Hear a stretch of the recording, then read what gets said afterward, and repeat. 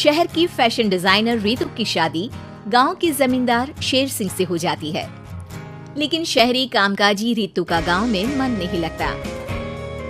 क्या सासू माँ, ये गांव में तो कुछ नहीं है, मेरा दिल ही नहीं लगता यहाँ, क्या करूँ मैं? अरे बेटा, जहाँ पति का कारोबार बीवी तो वही अच्छी लगती है ना। अब हम लोग इतने पैसे वाले हैं कि गांव में मेरे बेटे लायक लड़की ही नहीं मिली। अरे माँ, मैं तो ये बोल रही हूँ कि क्या करूँ जिससे मेरा थोड़ा दिल लगे। अरे बेटा, मैं भी शहर की थी, यहाँ आकर मैंने गांव में स्कूल खोल लिया। बच्चों को पढ़ाती थी तो मन लग जाता था। तू भी कुछ देख ले जिससे गांव की बहू बेटियों का भला हो जाए और तेरे जमींदार ससुर जी का नाम भी हो जाए। रितु क्या करती? फैशन डिजाइनिंग वाले कपड़ों को गांव की औरतों पर कैसे ट्राई करती। लेकिन एक दिन, अरे क्या बात है डार्लिंग, बड़ी जल्दी उठ गई। और ये हाथ में फेविकॉल और कागज कहाँ जा रही हो? मैंने सोच लिया है कि मैं अपना फैशन बुटीक खोलूंगी। गांव की औरतों को सजा धजा कर फैशन शो करूंगी और यहाँ की औरतों को भी शहर के फैशन से वाकिफ करवाऊंगी। फैशन और यहाँ की औरतें, अरे इन लोगों को तो बस चूल्हा चौका आता है। खाली समय में एक दूसरे के सर से जुए निकालती हैं या फिर अचार पापड़ बनाती है। इन लोगों के बस की नहीं है फैशन को समझना। लेकिन रितु मानती नहीं। वो पूरे गांव में पोस्टर चिपका देती है कि किसी को भी नए डिजाइन के कपड़े पहनने का शौक है तो जल्दी जमींदार की बहू से मिले।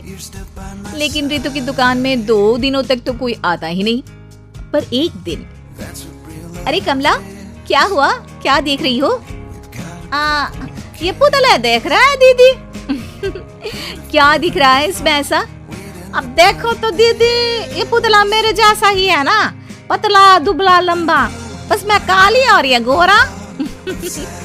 तो ये बता, इस पुतले के कपड़े तुझे कैसे लग रहे हैं? अरे कपड़े तो बहुत। चैनल को सब्सक्राइब करें और घंटी के आइकॉन को दबाएं। अंदर आ दीदी, लेकिन तू ना बस कल इसी समय आ जाना और अपने जैसी 2-3 और को भी ले आना। अगले दिन कमला 2 लड़कियों को लेकर आ जाती है। रितु उन लोगों को अपने हाथ के सिले कपड़े पहनाती है और घर भेज देती है। उन लोगों को गांव की दूसरी औरतें भी देखती हैं। और फिर क्या, अगले दिन रितु जब दुकान खोलती है तो सामने बहुत सी औरतें उसके बनाए डिजाइनर कपड़े पहनने को तैयार खड़ी होती हैं। तुम लोगों को कपड़े के साथ ही हल्की मेकअप और स्किन केयर की भी क्लास देनी पड़ेगी। रितु गांव की औरतों को फैशन का ज्ञान देने में लग जाती है। एक दिन रितु का पति कहता है, अरे रितु, तुम्हारी फोटो पेपर में आई है। क्यों भाई, ऐसा क्या कर दिया मैंने? क्या लिखा है? अरे लिखा है गांव में होगा अब फैशन वीक। अरे हाँ, कल ना कोई फोन आया था मीडिया वालों का, तो मैंने भी बोल दिया कि फैशन शो तो अब गांव में होगा। लग रहा है उसी की खबर बना दी है। तभी रितु को एक फोन आता है। हेलो, कौन बोल रहा है? जी मैं खामिया बात कर रही हूँ लुक में फैशन वीक से। हम लोगों ने आपका काम देखा।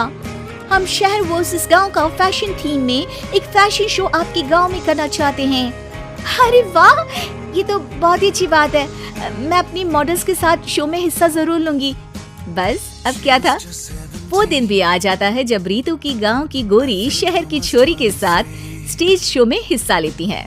शो के बाद, अरे आपकी वो जो कलेक्शन है ना, मैं उसकी पूरी सीरीज खरीदना चाहती हूँ। सच में आपने वो कपड़े डिजाइन करे जो आज के लोग आसानी से घर और बाजार में पहन सकते हैं। और बजट में भी है। हम भारतीयों के लिए तो ये डिजाइन बेस्ट है जी। वैसे आपने क्या सोचकर ये कपड़े बनाए और आप इसे कितना आगे और लेकर जाना चाहती हैं? औरतें और फैशन एक दूसरे के पर्यायवाची है। तो ये किसने कहा कि गांव की औरतों को डिजाइनर कपड़े पहनने का हक नहीं? मेरा मानना है कि शौक सभी औरतों में होता है। जरूरत है तो बस उसे जगाने की, उनके हिसाब और बजट के कपड़ों की, जो मैंने बनाए और सबको पसंद भी आए। अब रितु का गांव हर जगह प्रसिद्ध है, ना सिर्फ रितु के लिए बल्कि वहाँ की औरतों की फैशन के लिए भी।